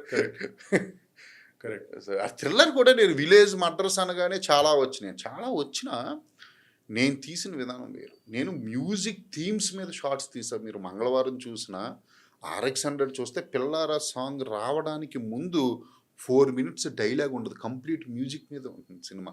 అటువంటి థీమ్స్ ఉంటాయి నా సినిమాలో. మహాసముద్రంలో కూడా ఉంటుంది, మంగళవారంలో ఇంకా ఎక్కువ ఉంటాయి. ఆ షార్ట్స్ని ఎన్ని షార్ట్స్ తీసాను తెలుసా, అసలు షాక్ అవుతారు చెప్తే. అలా మీకు షార్ట్స్ ఎంట్రీ ఏంటి, షార్ట్స్ ఏంటి. సార్ హిట్ అయినప్పుడు వాట్ వాస్ యువర్ ఫీలింగ్? రిలీవ్డా? నాకు RX100 పెద్ద హిట్ కదా, నేను ఎగ్జైట్మెంట్ అనేది లేదు నాకు. ఎందుకంటే ఓకే సక్సెస్ అయ్యాం, ఎస్ నా థాట్ సక్సెస్ అయింది అని ఒకటి ఉంటుంది. కానీ నేను చాలా రియాలిటీలో ఉంటానండి. నేను చాలా రియాలిటీలో ఉంటా. నేను చాలా హ్యాపీ, అందరూ హ్యాపీ. సో వాట్ నెక్స్ట్ అనే దాని మీదకి వెళ్ళిపోతున్నాను. ఇదివరకులాగా నేను మరీ హిట్ని నేను డీల్ చేయలేని పరిస్థితులు అయితే లేవు. ట్రూ. హ్యాపీగా డీల్ చేయగలను. And sir your take on star system, ఎందుకంటే నేను ఒక ఇంటర్వ్యూ చూసాను మొన్న, పాత ఇంటర్వ్యూ ఒకటి మళ్ళీ వచ్చినట్టుంది, వేరే షారుఖ్ ఖాన్ సెడ్ ఇక స్టార్ సిస్టమ్ అనేది అయిపోయింది, మేబీ లాస్ట్ సూపర్ స్టార్ నేనే, ఇంకా నా తర్వాత ఆ సిస్టమ్ ఉండదు అన్నారు, విత్ ఆల్ హ్యూమిలిటీ. అసలు ఈ స్టార్ సిస్టమ్ అన్నది ఫిల్మ్ గ్యారంటీ చేసే ప్రాసెస్లో ఎంతవరకు ఉంటుందంటారు? లేదు, నిజంగా స్టార్స్ అనేవాళ్ళు ఉండాలి. వాళ్ళు మనకి బలం ఎప్పుడూ కూడా. అసలు మీకు మన సౌత్ ఇండియన్స్లో ఉన్నంత సినిమా పిచ్చోళ్ళు ఇంకో చోట ఉండరు. అంతే కదా సార్. అందుకే కదా మన వాళ్ళు ఇంతమందిని స్టార్స్ చేశారు. నేను నిన్న ఇందిరా థియేటర్కి వెళ్ళి చెప్తున్నా కదా, అది చూసి అదే అన్న, మనకి నా పాయింట్ ఆఫ్ వ్యూ ఏంటంటే స్టార్ అనేవాడు ఆగకూడదు, ఆ సిస్టమ్ పుట్టుకొస్తూ ఉండాలన్న. కొత్త కొత్త స్టార్లు రావాలి, ఇంకా కొత్త కథలు వస్తాయి. ఇంకా కొత్త కథలని కాదు, మీకు ఆ స్టార్ వాల్యూ వేరండి. సినిమా మీకు యావరేజ్గా ఉన్నా కొంతమంది హీరోలు వాళ్ళ భుజాల మీద మోసుకెళ్ళిపోతారు సినిమాని. అలా మీకు చిరంజీవి గారి దగ్గర నుంచి స్టార్ట్ చేసుకుంటే, నేను మీకు చెప్పే కదా సినిమాలు స్టార్ట్ చేసిన ప్రాసెస్ అని, ఎన్నో చిరంజీవి గారి సినిమాలు చూశాను నేను, ఒక్కడు కూడా బోర్ కొట్టలేదు. నాకు బోర్ అని తెలియదు, అంటే సినిమా అనేది బోరింగ్ ఉంటుందా అనేది కూడా తెలియదండి నాకు. నేను చిరంజీవి గారిని కలిసినప్పుడు అయితే చెప్పా, చిరంజీవి గారు ఇంకా ఆయన సినిమాలు, ఆయన బాడీ, ఆయన డైలాగ్ చెప్తుంటే అది ఒక రకమైన పరవశించిపోయి చూసేవాడిని. నేనే కాదు, చాలా మంది 90 జనరేషన్ కిడ్స్ అందరూ కూడా. చిరంజీవి గారు ఒక మెమరీ చెప్తాను సార్, నేను ఆయనకి చెప్పాను కూడా. నేను టీవీ చూసి చిరంజీవిని ఎవరో విలన్ కొడితే నేను ఏడ్చేసాను. నిజంగా అంత ఓన్ చేసుకునే వాళ్ళని హీరోస్ని. ఆ సిస్టమ్ మళ్ళీ రావాలన్నా, ఇంకా స్టార్స్ రావాలి. నా దృష్టిలో అయితే స్టార్ అనే స్టారిజం ఉంటుంది చూసారు, దానికి ఎండ ఉండకూడదు. షారుఖ్ ఖాన్ అన్నారు, సో రోజులు మారుతున్నాయి, నేనే చివరి స్టార్ అని మీరు చెప్తున్నారు కదా, అది జరగకూడదని నేను కోరుకుంటాను. కరెక్ట్. ఇంకా రావాలి, స్టార్స్ రావాలి. లేదా షారుఖ్ ఖాన్ కొడుకు స్టార్ అవ్వచ్చు, లేకపోతే కొత్త వాళ్ళు ఎవరో ఒకళ్ళు అవ్వచ్చు, ఇక్కడ వేరే వాళ్ళు అవ్వచ్చు, స్టార్స్ అయితే ఉండాలి, రావాలి. మరి what is this logic of stars కాదు, స్క్రిప్ట్లే కథలే బలం, కథలే కూడా స్టార్ అంటే ఇప్పుడు మనకి ఆడియన్స్ ఇదివరకు ఎలా ఉండేదంటే, సినిమా వాళ్ళు మనలాగా మనుషులు కాదు, సినిమా హీరోలు వాళ్ళు వేరే అనే సెన్స్లో ఉండేవారు. ఓకే, 80s 90s వరకు కూడా. ఎప్పుడైతే ఫోన్ అనేది వచ్చిందో, సోషల్ మీడియా, అందరి లైఫ్లు యాక్సెసిబుల్ అయిపోయినాయి, అన్ని చూసేస్తున్నారు. ప్రతిరోజు ఇతను పిల్లం తీసుకుని ఇక్కడికి వెళ్ళారు, అది ఇతనేమో జిమ్కి వెళ్ళాడు, ఇవన్నీ ఒక ఇతను కూడా మనలాగే ఉన్నాడుగా అనేది ఒక సెన్స్ వచ్చి ఏమంటారు, సినిమా ఒక హీరోని ఆరాధించడం తగ్గించారు. ఓకేనా, సినిమాని ప్రేమించడం పెరుగుండొచ్చు, కానీ హీరో ఇమేజెస్ని ఆరాధించడం తగ్గించారు. మీకు అర్థం, అది తగ్గింది తప్ప. సో నా ఉద్దేశంలో పెరగాలంట, నేను తగ్గకూడదు అప్పటికి. So this is one part sir. నాకు సినిమా పరంగా నేను చూసిన 3 పార్ట్లు, ఒకటి ఇస్ కథ, ఆఫ్ కోర్స్ మీరు రైటింగ్ గురించి చెప్పారు, స్టార్ సిస్టమ్, ఎస్ మీరు answered. Third and the most important thing is ఈ టెక్నాలజికల్ అడ్వాన్స్మెంట్ ఇన్ ఫిల్మ్స్. అంటే అది విఎఫ్ఎక్స్ అవ్వచ్చు, ఈ మధ్యన కొత్తగా అన్రియల్ టెక్నాలజీ అని వచ్చింది అంటారు, లేకపోతే ఏఐ అంటారు, వాట్ ఎవర్ దట్ ఈస్. ఈ టెక్నాలజికల్ అడ్వాన్స్మెంట్కి సంబంధించి మీలాంటి డైరెక్టర్స్ కూడా అప్డేట్ అవటం అనేది ఖచ్చితంగా అవ్వాలండి. మీకు అసలు మీకు ఫ్యూచర్ వేరే, ఏం చేయబోతుంది అనేది మీకు చెబితే, చెప్పండి సార్. ఒక లిరిక్ ఇచ్చి మీరు సిచ్యువేషన్ ఇది, హీరోయిన్ చాలా రోజుల తర్వాత కలిశారు, వాళ్ళిద్దరూ విరహ వేదనతో ఉన్నారు, ఒక్కసారిగా కలిసారు, వాళ్ళిద్దరు మనస్తత్వాలకి సంబంధించిన లిరిక్ కావాలని అడుగుతుంటే విత్ ఇన్ సెకండ్స్లో లిరిక్ ఇస్తుందండి. లిరిక్ ఇచ్చి ఇది నాకు నచ్చలేదు అంటే ఇది తీసుకో అని వేరే వేషన్ ఇస్తుంది. సరే, మీకు ఒక లిరిక్ నచ్చింది అనుకోండి, నాకు దీనికి ఒక మెలోడియస్ స్లో ట్రంపేట్లో ఉండే, అంటే స్లో ఇన్స్ట్రుమెంట్స్ అన్నీ యూజ్ చేసి ఒక ట్యూన్ ఇవి అంటే వెయిట్ అని చెప్పిస్తుంది. కరెక్ట్గా 16 ట్యూన్లు ఇస్తుంది విధానం. మీరు విని ఒకటి స్లో, ఓకే, ఇంకొంచెం ఫాస్ట్ బీట్లో, ఇంకోటి ఇదే లిరిక్స్ మీద ఇంకొంచెం ఫాస్ట్ బీట్లో ఇవ్వండి, ఫాస్ట్ బీట్లో విత్ సింగర్ వాయిస్, ఎవరి వాయిస్ అంటే ఏమీ లేదు, అది వాయిస్ ఇచ్చుకుని ఇస్తుంటే పిచ్చి ఎక్కువవుతుందండి. ఆ టెక్నాలజీ చూస్తుంటే అసలు నెక్స్ట్ లెవెల్ మారబోతుంది ఫ్యూచర్. సో మీరు నేను 100% అప్డేట్ అయి ఉన్నా ఆ విషయాల్లో. ఎలా అవుతారు అది? ఎలా అవ్వడం అంటే తెలుసుకోవడం అండి. అంటే మీరు దాని మీద యూట్యూబ్ వీడియో, నేను యూట్యూబ్ వీడియోలో కొంచెమే తెలుస్తుంది. మీకు ఆ ఉన్న యాప్స్ కానివ్వండి అందులోకి వెళ్ళి కెలుగుతూ ఉండాలి. కెలుగుతా ఒక దాని మీద ఉంటే మనకే తెలుస్తుంది కొంతసేపు అయ్యేసరికి. ఇప్పుడు ఇంకోటి ఏంటంటే మొత్తం ఉన్న టెక్నాలజీ అంతా మనకి తెలియాల్సిన అవసరం లేదు. తెలిసిన వాళ్ళకి పని చెప్పడం తెలిస్తే చాలు. కరెక్ట్. ఏం చెప్పాలో తెలియాలి. తెలియాలి. మీకు అర్థమైందా? ఆ టెక్నాలజీ తెలిసిన వాళ్ళకి మనం పని చెప్పడం తెలియాలి మనకి. వంటవాడికి మనం వండే పోం కదా. ఇప్పుడు ఎడిటింగ్ ఉంది, నేను వెళ్ళేది ఎడిటింగ్ చేయనుగా. మ్యూజిక్ ఉంది, నేను వెళ్ళే వైలిన్ వాయించనుగా. నాకేం కావాలనేది అవతల వాడికి చెప్పగలిగే కెపాసిటీ ఉండాలి డైరెక్టర్ అనేవాడికి. అదే డైరెక్టర్ పనే అది. ఇప్పుడు ఒకటి వచ్చిన దాన్ని జడ్జి చేయగలగాలి. జడ్జి మీన్స్ నీకు నచ్చింది ఎంతమందికి నచ్చబోతుంది అనేది తర్వాత విషయం. పిల్లారా ట్యూన్ ఉంది, పిల్లారా నాకు నచ్చబోతుంది ఎందుకు పెట్టుకుంటా? అంతే కదా. నాకు నచ్చి నేను పిల్లారా ట్యూన్ పెట్టుకున్నా. నేను ఆ లిరిక్స్ రాయడానికి చైతన్య ప్రసాద్ గారిని కూర్చోబెట్టి 2 hours స్టోరీ చెప్పాను తెలుసా మీకు. ఎందుకంటే ఆ సాంగ్ సిచ్యువేషన్లో హీరో తాలూకు బాధ కంప్లీట్ ఉంది. నాకు అది చెబితేనే ఫీల్ అయితేనే కదా అతను రాస్తాడు. గుండె కోసి నిన్ను అందుల్లో దాచి పూజించిన రక్త మందారాలతో అని రాశాడు. మీరు ఎంత ఫీల్ అవ్వకపోతే అతను రాస్తాడు. మరి ఫీల్ అవ్వాలని నేనేం చేయాలి? చెప్పాలి. నేను అతనికి ఫీల్ అయ్యేటట్టు చెప్పాలి. మరి ఇది ఏఐలో పాసిబులా? అది చూడాలి. అది మిషను. ఇప్పుడు మనుషులు ఫీల్ అయినంత అది ఫీల్ అవుతుంది లేదో తెలియట్లేదు ఇంకా. అదే చాలా ఫ్యూచర్ తెలియట్లేదు అదంటే. కానీ మనం కాలంతో పాటు వెళ్ళాలి కదా, తప్పదు. అది ఎవరికైనా ఏం జరగబోతుందో చూడాలి. కానీ డ్రామాటిక్ చేంజెస్ వస్తున్నాయి. అసలు మీకు హీరోలు వాళ్ళ ఫేస్లు కూడా ఫ్యూచర్లో వాళ్ళ ఊరికి ఒక 4-5 రోజులు షూటింగ్ వస్తే చాలు వాళ్ళు అయిపోయింది పరిస్థితులు. ఇంకా చాలా వస్తున్నాయి, రాబోతున్నాయి. చూడాలి అసలు ఏం జరుగుతుంది ఏంటంటే ఫ్యూచర్. సార్, నాకు చాలాసార్లు ఇబ్బంది పడే అంశాలు ఏంటంటే ఒకవైపు నుంచి ఇటు టెక్నాలజీ, ఇటు ఫెసిలిటీస్, అమ్యూనిటీస్ ఇలాంటివన్నీ విపరీతంగా పెరిగినప్పుడు ఇవన్నీ ఒక సెన్స్ ఆఫ్ ఈ సోకాల్డ్ యూత్ జనరేషన్ని, అంటే ఇప్పుడున్న జనరేషన్ని జెన్ ఆల్ఫా అంటున్నారు. Gen X, gen Y, gen Z, gen alpha అంటున్నారు. వీళ్ళని ఒక సెన్స్ ఆఫ్ యాక్టివిజం, అంటే యాక్టివిజం జీన్ అంటారు కదా. మన పక్కన ఏదైనా తప్పు జరిగితే అరే ఈ తప్పురా అంటూ ఎదిరించే ఒక సెట్ ఉంటుంది కదా. అది మెల్లగా తగ్గిందంటారా? Or how to I don't know. నేను ఏ పదం మీరు అంటుంది రెబలిజం కూడా కాదు సార్, యాక్టివిజం, బేసిక్ యాక్టివిజం కూడా ఈ జనరేషన్లో ఇంకాస్త రెస్పాన్సిబుల్గా అట్లీస్ట్. అది మీకేమన్నా ఇబ్బంది అనిపిస్తుందా? లేదు. ఇప్పుడు మీకు ఇండియన్ 2 ఉంది సినిమా, ఎగ్జాంపుల్ చెప్తున్నా. 90s మీకు కరప్షన్ మీద వచ్చినప్పుడు ఎగబడి చూసాను. ఇప్పుడు వస్తే వెళ్ళరా ఈ సోదంతా మాకెందుకని ఆడియన్స్ అన్నారు. అదే కరప్షన్ మీద. అప్పుడు 10,000 తీసుకుంటే కరప్షన్ ఎక్కువ. మన మైండ్ సెట్ ఏమైపోతుందంటే, వింటాం చూసారా మనం,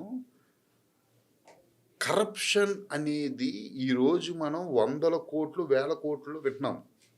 ఓకేనా? మనకి విని 1000 కోట్లు ఈడంట, 1000 కోట్లు ఆడంట, 1000 కోట్లు ఇక్కడంట, 1000 కోట్లు ఇక్కడంట అని విని సడన్గా మీరు ఈడు 10 కోట్లు దొబ్బాడంటే ఈడు పిల్లపిత్రి గడప, ఈయన గురించి ఎవడు పట్టించుకుంటాం అని మనకు అనిపించింది మైండ్ సెట్. వాడు 1000 కోట్లు దొబ్బిని విని ఈ 10 కోట్లు దొబ్బిన మనం పట్టించుకోం.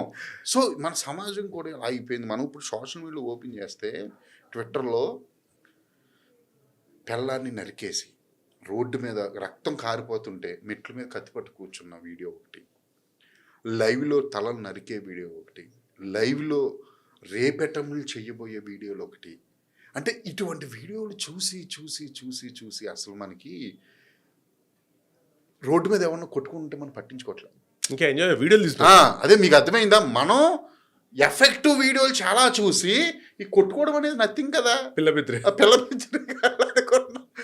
ఎఫెక్ట్ ఆఫ్ మన మైండ్ని ఎఫెక్ట్ చేసేది ఎక్కువైపోయి ఈ చిన్నవన్నీ పట్టించుకోవట్లేదు. దానికి తోడు సమాజం కూడా అంటే ఎలా అయిపోయిందంటే అండి, అది ఎప్పుడు ఉండేదే. మీకు ఇంతకుముందు ఒక 30 years బ్యాక్ మనం సినిమాల్లోకి వెళ్తే అప్పటి ఉన్న వాటిని ఇప్పుడు మీకు చదువుకున్న అమ్మాయిల సినిమా ఉందండి నాగేశ్వరరావు గారిది. అందులో హీరోయిన్లు ఇద్దరు బుక్స్ పట్టుకుని టక్క నడుచుకుంటూ వస్తే ఆ ఇంట్లో ఒక ఆవిడ డైలాగ్ ఉంది, ఈ కాలం అమ్మాయిలను ఎవరు మార్చలేరు, అసలు పట్టుకోలేకపోతున్నామని. మీకు అది 60స్లో ఉంది, ఇప్పుడు ఉంది. చూసారా మీరు? అది ఎప్పటిది అప్పుడు జనాలకి నచ్చదండి. మనం అదే అంటున్నాను నేను, పర్సంటేజ్ జనాలకి నచ్చదు అప్పుడున్న స్థితులు పరిస్థితులు. కానీ ఇదే మనం ఒక 20 years ముందు తర్వాతకి వెళ్తే ఇప్పుడు బెటర్ అనుకుంటాం మనం. సో అది మన మైండ్ సెట్ అంట. నేను యాక్చువల్లీ రియాక్ట్ అనేది ఇంకా అప్పటికన్నా ఇప్పుడే ఎక్కువ ఉందేమో సోషల్ మీడియా వచ్చాక. సోషల్ మీడియా వరకే వస్తుంది. అదే అంటున్నాను, ఇదివరకు లాగా ముందుకు వెళ్ళిపోయి కర్రలు పట్టుకుని వెళ్ళి కొట్టుకోవాల్సిన అవసరం లేదండి. ఏదైనా సోషల్ మీడియాలోనే. ఇప్పుడు నాకు మీ మీద కోపం వస్తే మిమ్మల్ని తిట్టాలంటే నేను ఓన్లీ మీకు వాట్సాప్లో తిట్టేది. ఇదివరకు నేను బస్సు ఎక్కి వెనకాల రాడ్ పట్టుకుని ఇంటి వరకు వచ్చేసరికి ఎమోషన్ ఉండట్లే. ట్రాఫిక్లో ఎమోషన్ పక్కోడి మీద ఎవడో వెనకాల నుంచి గుద్దాడో ఆడ మీద మారిపోతుంది. సో ఇక్కడ ఏదైనా ఫోన్లోనే. రారా చూసుకుందాం, రారా కొట్టుకుందాం, ఇవన్నీ ఫోన్లోనే మొత్తం అన్నీ తగ్గిపోయింది అంటున్నాను. అది సార్ మీరు హౌ డు యూ డిస్ట్రెస్? చెప్పకూడదు అంటే కాన్షియస్ అంటే నేను అంటే నాకు ఏమైనా మరీ చిరాకు వేస్తే నేను అలా నడుస్తుంటా కింద అటు ఇటు నడుస్తుంటా. నాకు చిరాకు అయ్యొచ్చు, నేను కొన్ని పనులు చేస్తాను చెప్పరా. పోనీ మరీ ఇల్లీగల్ చెప్పకూడదు అది. నేను చెప్పడం చెప్పకూడదు. Okay fine. పోనీ మీకు చిరాకు తెప్పించే అంశాలు ఏంటి?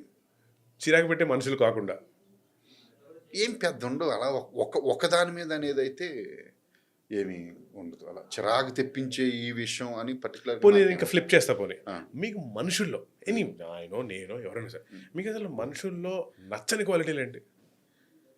హ్యూమర్ అనేది లేకపోతే నాకు నచ్చదు. అంటే ఎదుటివాడు ఒక జోక్ వేస్తే నవ్వగలగాలి. యోగం కనీసం అది అది తెలియాలి. అది నాకు అది లేని వాళ్ళని అసలు నేను రానివ్వను అసలు. అవును, అది అలాగే ఎదుటివాడు వేసినా నేను తీసుకోవాలి, అది ఉండాలి. అండ్ మీరు జనరల్గా సమాజంలో యంగ్స్టర్స్ ఎనీవన్ వీళ్ళలో ఈ క్వాలిటీ ఉంటే బాగుండు అనుకునేవన్నీ ఏమైనా ఉన్నాయి? ఎవరు లేరు, నేను అసలు ఎవరు పట్టించుకోను. కాదు సార్, మీ సర్కిల్లో మీరు how do you pick your ADs? అలా ఏముండదు. ఏడీస్ అంటారు. నా కెమెరామెన్లు అంటే మీకు తెలుసు కదా ఎంతటి మేజర్ వర్కో. వాళ్ళనే 3 సినిమాలు 3 కెమెరామెన్లు, వాళ్ళందరినీ ఫస్ట్ టైం కలిసి నేను పెట్టేసుకున్నాను అంతే. నాకు ఏమనిపిస్తుంది, నాకు విపరీతమైన క్లారిటీ ఉంటుంది వర్క్ మీద, పని మీద. ఇప్పుడు నేను RX100 కెమెరామెన్ రామ్ అని ఉన్నాడు. ఎవరో వేరే ఫ్రెండ్ అడిగాను ఎవరన్నా కెమెరామెన్ ఉంటే చెప్పని. ఎందుకంటే నేను చాలామందితో పని చేశా, కానీ నేను పెట్టుకోలేక కాదు. ఎవరన్నా సంథింగ్ న్యూ గైస్ కలవడం, న్యూ థాట్స్ ఎలా ఉంటాయని చూడడం కోసం వచ్చాడు. స్టోరీ చెప్పాను నేను, ఇలా చేద్దాం అజయ్ గారు అన్నాడు. నచ్చి నువ్వు కెమెరామెన్ చూసుకో అన్న. సేమ్ నాకు మంగళవారానికి రాజ్ అలాగే వచ్చాడు, మహాసముద్రానికి రాజ్ తోట అలాగే వచ్చాడు, శివేంద్ర మంగళవారానికి అలాగే వచ్చాడు, మహాసముద్రానికి రాజ్ తోట కూడా అలాగే వచ్చాడు. అందరితో ఫస్ట్ టైం ఒక్కొక్కరితో ఒక్కొక్క సినిమా చేశారు ఇప్పటిదాకా. అందరూ ఇక్కడ కెమెరామెన్ తెలుగు వాళ్ళే. ద బెస్ట్ వర్క్లు ఇచ్చారు. నా సినిమాలకు వచ్చిన వాళ్ళు చేసిన సినిమాలు వాళ్ళ కెరీర్లోనే ద బెస్ట్ వర్క్. కరెక్ట్. అంతే. ఎట్ ద సేమ్ టైం మీకు ఎవరైనా సినిమా వాళ్ళతో అది హీరోలు అవ్వచ్చు, టెక్నీషియన్ అవ్వచ్చు, హీరోలు anybody, how do you deal with that? అంటే ఆ మూమెంట్లో ఆ ఎన్వైరన్మెంట్ పాడవకూడదని అలా మీరు కోపం దిగమింగుకోవడం లేకపోతే ఇచ్చిపడేయడం? లేదు, అలా ఉండదండి. ఇది ఎప్పుడు కూడా కోపం అనేది ఉండదు. డైరెక్టర్ అనేవాడికి ఎంత అంటే డిసిషన్లు తీసుకోవాలి. మీకు షూటింగ్ టైంలో కానివ్వండి, ప్రీ ప్రొడక్షన్లో కానివ్వండి, డైరెక్టరు ఒక రోజుకి ఇంచుమించు 20 డిసిషన్లు తీసుకోవాల్సి వస్తుంది. డిజాస్టర్ మేనేజ్మెంట్ అది. ఆ డిసిషన్ అనేది ప్రతిదీ డైరెక్టర్ ఏం చెబుతాడో. ఇప్పుడు లొకేషన్లో ఒక డైరెక్టర్ దిగి కారు వెళ్తుంటే డైరెక్టర్ వైపు అందరు చూపులో ఉంటాయి. ఇటు ఎటువైపు వెళ్తున్నాడు, అందరూ అటువైపు వస్తారు. మీకు లైట్ మ్యాన్ దగ్గర నుంచి, కెమెరామెన్ దగ్గర నుంచి, ఆర్ట్ డైరెక్టర్ దగ్గర నుంచి అందరూ డైరెక్టర్ని ఫాలో చేయాలి. అతనికి క్లారిటీ లేదనుకోండి, మొత్తం సెట్ అంతా పాడైపోయింది. మీకు భయమేదా సార్? నాకు భయం ఎందుకు? అసలు నాకు వెరీ క్లారిటీ లేని వాళ్ళకి భయం వేస్తుంది. అందుకే వాళ్ళు టెక్నీషియన్స్ మీద ఆధారపడిపోతూ ఉంటారు. నేను ఆ టైప్ కాదు. సో నాకేం కావాలో పక్కా నాకు తెలుసు. నేనేం కావాలి, నేను ఏం చెబుతానని. సో అందరూ వెయిట్ చేస్తూ ఉంటారు, నేను చెబుతాను. అవి కొన్ని జరగలేనప్పుడు నేను తిడుతూ ఉంటాను. ఎందుకు తిడుతూ ఉంటాను అంటే, వన్స్ ఒక్కసారి మన సీన్ ఐడియా వెళ్ళిపోయిందా స్క్రీన్ మీదకి, జీవితంలో సరి చేసుకోలేము మళ్ళీ. ఇప్పుడు నేను మిస్టేక్ చేశాను అనుకోండి, మీకు మళ్ళీ నాకు సరి చేసుకునే అవకాశం ఉందనుకోండి, నేను సైలెంట్గా ఉండొచ్చు. కానీ సినిమా అనేది ఏంటి తెలుసా, ఒకరోజు ఒక సీన్ తీసి వన్స్ ఒక్కసారి ఆడియన్స్ దగ్గరికి మన ఐడియా వెళ్ళిందా, పాస్టెరిటీ ఇంకా లైఫ్లో మళ్ళీ దాన్ని వెనక్కి తీసుకోలేం కదా, అక్కడ ఎందుకు కాంప్రమైజ్ అవ్వాలి? సో నేను దానికోసం అవుతుంది తప్ప నాకు జీరో కోపం. అసలు మేము అందరం మా అసిస్టెంట్లో నాతో కలిసి పనిచేసిన వాళ్ళని, నాతో ట్రావెల్ చేసిన వాళ్ళని అడగండి, అవునా నేనంటే ఏంటో చెప్తారు. సో సో నా మూవీస్ అన్నీ కూడా అసలు ఏ గొడవలు లేకుండా చాలా సాఫ్ట్గా. మరి ఒక మంచి హార్డ్ కోర్ పాపర్ కామెడీ సినిమా ట్రై చేయొచ్చు కదా? చేస్తా, ఫ్యూచర్ అన్నీ చేస్తా, అన్ని జానర్స్ చేస్తా. నేను జానర్స్ ట్రై చేస్తున్నాను. ఎందుకంటే మా అందరికి అజయ్ భూపతి అనగానే ఈయన ఒక యాంగ్రీ యంగ్ మ్యాన్ లాంటి ఫీలింగ్ ఉంది. లేదు నేను ట్రై చేస్తాను, నాకు ట్రై చేయడమే ఉంది. నేను అన్ని జానర్లో చేస్తాను, దగ్గర ముందు కూడా అవి కూడా జరుగుతాయి ముందు అన్నీ తీస్తాను. కానీ ఎట్ ది సేమ్ టైం మీ ఈ లిస్ట్ ఆఫ్ థింగ్స్లో మీరు ఏదైతే చెప్తున్నారో సే పాస్టెరిటీ లాగా మీ ఒకసారి సినిమా మీరు శతచిత్ర దర్శకులు అవుతారో వాటెవర్ తర్వాత చిత్ర వద్దు, అర్ధ సచిత్ర కూడా వద్దు, ఒక ఏజ్ వచ్చే వరకు తీస్తా, దాని తర్వాత వెళ్ళిపోతా. మీకు కూడా ఐఎమ్ షూర్ జనరల్ సమాజం లాగా నన్ను రేపొద్దున నేను సినిమాలో వదిలి వెళ్ళిపోయిన తర్వాత ఇంకోటి పోయిన తర్వాత వాటెవర్ నన్ను ఇలా గుర్తుంచుకోవాలి సమాజం లాంటివైనా కోరికలు ఉంటాయా? ఏమీ లేదు. అలా సమాజం మనం గుర్తించుకోవడం ఏంటండి అసలు నాకు అది వాళ్ళ పాయింట్ ఆఫ్ వ్యూ నాకు తెలియదు అసలు. నా పాయింట్ ఆఫ్ వ్యూ నా పాయింట్ ఆఫ్ వ్యూ నేను సినిమాలు తీసుకున్నా, నాకు నచ్చినవి డ్రామాలు ట్రై చేసానా, వెళ్ళిపోయానా అనేది అదొక్కటే. నాకు అవతల వైపు వాళ్ళు అసలు ఏం ఆలోచిస్తున్నారు, ఏంటి, ఏ పాయింట్ ఆఫ్ వ్యూలో గుర్తు పెట్టుకుంటారు అనేది కూడా నాకు తెలియదు. అది నాకు సంబంధం లేదు, తెలియదు కదా, నాకు సంబంధం లేదు. సో లైఫ్ ఫిలాసఫీని how do define that then? Philosophy అనేది ఇప్పుడు మనం పుట్టిన దగ్గర నుంచి చచ్చేదాకా చాలా మాట్లాడుతూ ఉంటాం కదా, నోట్లోంచి బోలన్నీ వస్తూ ఉంటాయి కదా. అది అవతలవాడికి నచ్చి అవతలవాడు తీసుకుని అవతలవాడు చెబితేనే అది ఫిలాసఫీ. ఇప్పుడు నేను ఇది ఇలా ఉండాలి, ఇది అని చెప్పడం ఫిలాసఫీ కాదు. ఇప్పుడు నేను ఇందాక మీకు బుక్ గురించి చెప్పాను, డబ్బు అనే కాలం గురించి చెప్పాను. ఆయనకి తోచింది రాసాడు, ఇది ఇలాగే ఉండండి అని ఆయన ఏం చెప్పట్లేదు. అందులో ఆయన పాయింట్ ఆఫ్ వ్యూ రాసాడు, దాన్ని నేను ఎలా తీసుకున్నాను అనేది మీరు ఎలా అర్థం చేసుకోరు అన్నదాని మీదే ఉంటుంది కదా. అది కూడా నేను నా ఇష్టం వచ్చినట్టు నేను మాట్లాడుతూ ఉంటాను, నేను పుట్టిన దగ్గర నుంచి చచ్చిపోయే వరకు. అది అవతల వైపు వాళ్ళు ఎవరన్నా తీసుకుని ఫాలో చేస్తే ఫిలాసఫీ అవుద్దేమో, ఫాలో అవ్వకపోతే అసలు ఏమీ అవ్వదు. అడిగేది గోల్ ఆఫ్ లైఫ్ టైప్ ఏమీ లేదు అసలు. అవునా? ఏమీ లేదు అసలు. నేను చాలా విలాస పురుషుల్లో బతుకుదాం అనుకుంటున్నాను. నేను మీకు తెలియదు, కోనసీమ నుంచి వచ్చా నేను. అంటే ఒక రకమైన అంటే బాధలు అనేవి ఉన్నా అవి సమాజం నుంచి లేవు, పరిస్థితులను బట్టి ఉన్నావు తప్ప సమాజం నుంచి నేనేమి ఎదుర్కోలేదు. సమాజం నా మీద అంత అవకాశం కూడా నేను ఇవ్వలే యాక్చువల్లీ. సో నేను అనుకున్నది జరగాలి, అనుకున్నట్టు వెళ్ళాలి లైఫ్ అని దానికోసం ప్రయత్నిస్తూ ఉంటాను తప్ప చాలా సింపుల్గా ఇంకా అసలు దేని గురించి పెద్ద పట్టింది. సో ఇప్పుడు మీ లైఫ్లో డబ్బుకున్న విలువ ఏంటి? అవసరాలకు సరిపోతే చాలనా, లేకపోతే కూడబెట్టి నెక్స్ట్ జనరేషన్ ఇవ్వాలనా? నెక్స్ట్ జనరేషన్ అనేది లేదు. నేను చచ్చే వరకు నేను నా అనుకునే వాళ్ళు హ్యాపీగా ఉండాలి. డబ్బు వల్లైతే సమస్య అది రాకూడదు. నేను చచ్చిపోయిన తర్వాత అది ఏమవుతుందో నాకు తెలియదు. ఏదైనా సావండి మీరు అసలు. నేను చచ్చే వరకు నేను నా చుట్టుపక్కల ఉన్న వాళ్ళు హ్యాపీగా ఉండాలి. అది నేనంటే. మీరు కూడా ఏమైనా ఆత్మకథలు రాయడం లాంటివి? నాకు ఆత్మకథ ఏంటండి, నా ఆత్మకథలు రాస్తే అన్ని ఏ స్టోరీలు ఉంటాయి మీకు చెప్తే సత్తారు మీరు. అంత సీన్ లేదు. మూవీస్ చేయాలండి నేను, మంచి డిఫరెంట్ కాన్సెప్ట్. ఎందుకంటే మన తర్వాత కూడా గుర్తుండేవి అవే. ఇప్పుడు ఈరోజు మనం మాట్లాడుకుంటున్నాం మూవీస్ గురించి, ఇన్ని మూవీస్ గురించి. మనం రేపు ఉన్నా ఉండకపోయినా సినిమా అనేది ఎప్పటికీ నిలిచిపోతుంది. సో అవి చెయ్యాలన్న నేను అనుకున్న థాట్స్, నాకు డిఫరెంట్ జానర్లు ట్రై చేయడం చాలా ఇష్టం అసలు. అవన్నీ ట్రై చేసి కొంచెం హ్యాపీగా ఓ టైం వచ్చేసరికి రెస్ట్ తీసుకుని ప్రపంచాన్ని తిరుగుదాం మొత్తం అంతా అనేది,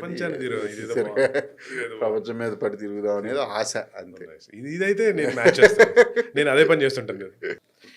ఫైనల్ క్వశ్చన్ సార్, ఇది ప్రామిస్, తర్వాత ఇంకా అడగండి. అంటే ప్రెస్ మీట్లలో జనరల్గా మామూలుగా స్టేజ్ ఎక్కినప్పుడు చూసి భయపడే అజయ్ భూపతి గారికి మీకు ఏదంటే భయం? అసలు నన్ను చూస్తే భయం నాకు అందరూ ఇదే నా హైట్.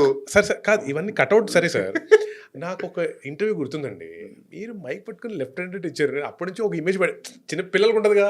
అది మీరు అన్నది జాఫర్ది అనుకుంటా. అది ఒక ఏదో డిబేట్ లాగా జరిగి debate. ప్యానెల్ డిస్కషన్ లాగా ఎక్కడికి వెళ్ళిపోయింది అది. మీతో పాటు ఇంకో ముగ్గురు డైరెక్టర్స్ కూడా ఉన్నారు. చెప్పండి అసలు మీకు ఏదంటే భయం? అంటే ఈ box office just in life what scares you the most? నాకు కొన్ని అంటే చెప్తే మీరు నవ్వుతారు. గ్యాస్ ఉంది కదా మనకి, హెచ్పి గ్యాస్ సిలిండర్స్ ఉంటాయి కదా, సిలిండర్ సౌండ్స్ ఉంటే భయం నాకు. ట్రామానా? ప్లస్ ఏదైనా ఒక హెల్త్ ఇష్యూ, కిడ్నీ అని ఎవరైనా అంటే నాకు భయం. ఓకే. నాకు ఎందుకంటే నేను సడన్గా ఇదైపోతాను ఒకేసారి. నాకు అవన్నీ గుర్తొచ్చి ఇదైపోతాయి నాకు సెన్సెస్ అన్ని కొట్టేస్తాయి. అవునంటే సిలిండర్ అని ఎందుకు అంటే సంథింగ్ ఏదైనా చిన్నప్పుడు ఏదో చూసి ఉండొచ్చు, నాకు ఎందుకో తెలియదు. నాకు ఈ రెండు అంటే చాలా భయం. ఆ నేమ్స్ అంటేనే భయం, ఆ సౌండ్ అన్న. నాకు మిగతాది ఏది నేనేం భయపడిన అసలు. ఎందుకంటే మేము విలేజ్లో కదా పుట్టి పెరిగింది. మేము చేసిన అడ్వెంచర్స్ అసలు ఎవడో చేసిండ్రు.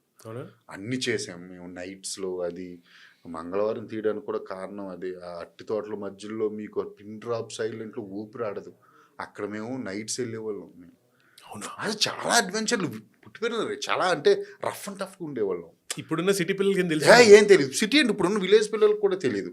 ఇప్పుడు మేము ఆడిన గేమ్స్, నవరాత్రులు 9 రోజులు రాత్రులు ఆటలాడేవాళ్ళం మేము అసలు ఆ తోటల్లో. అది ఇది ఇంకా అసలు వేరే లైఫ్ అన్నది.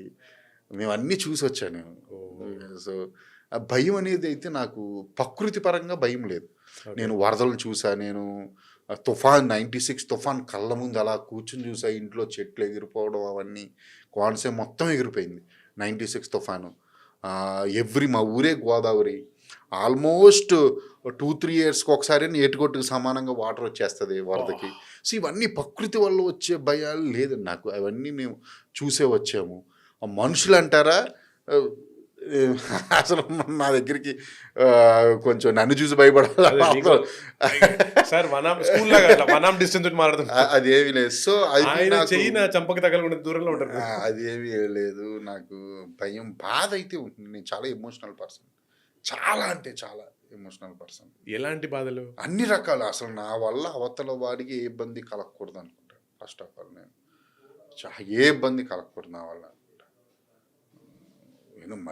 నేను మరీ నా బెస్ట్ ఫ్రెండ్స్ ఉంటే కొంతమందిని సరదాగా ఏడిపిస్తూ ఉంటా వెటకారంతో తప్ప అసలు మిగతా వాళ్ళతో మాట్లాడి కూడా. మీకు కూడా ఐమ్ షూర్ ఇన్స్టాగ్రామ్లో దీంట్లో మెసేజ్లు వస్తుంటాయి కదా సార్, అన్న పలానా ఇబ్బంది ఉంది 10,000 పంపించారు. బౌలర్ని నాకు ఒకటా రెండా. నాకు నేను ఏం చెప్తానంటే ముందు నా చుట్టూ ఉన్న వాళ్ళని చూసుకోవాలి. బౌలర్ని ఉంటాయి కదా అందరి నా దగ్గర పని చేసిన వాళ్ళకి, వాళ్ళకి వీళ్ళకి నేను ఎప్పుడప్పుడు నేను హెల్ప్ చేస్తూనే ఉంటాను. నేను ఒకరికి హెల్త్ బాగోదు, ఇంకో ప్రాబ్లమ్, అవన్నీ.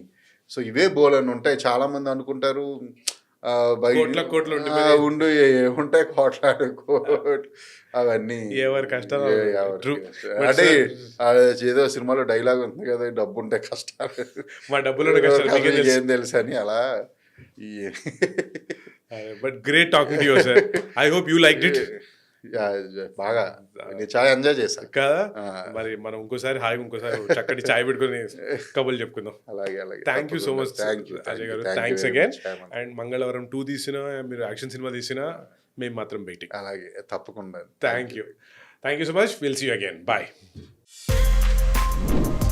For more videos like this, subscribe Big TV channel.